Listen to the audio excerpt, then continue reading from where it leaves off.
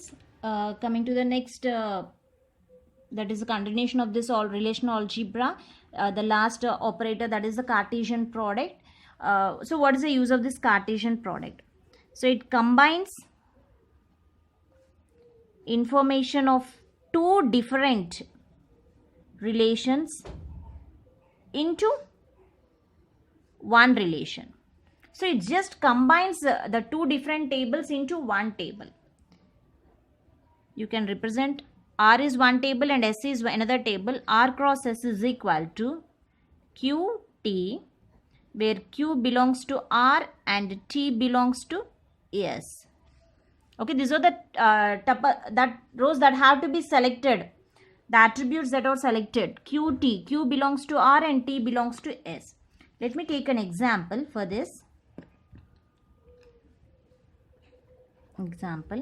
Let me take R cross S. So let me take first the R table consists of A, B, D and F. So these are the fields that are present in R table. 1, 2, 3, 4. And coming to next is S. S consisting of 3 tuples. A, 1, C, 2, D, 3. Now I have to apply the Cartesian product. R cross S. R cross S. Then what will be the output for this R cross S? Let me write here. It takes the... Okay. R cross S. Now multiply. A11, A1, A1. First you have to multiply with this. R cross S. A1, A1, A1, C2, A1, D3. Now do the operation with B2. B2, A1, B2, C2, B2, D3. Now do the operation with D.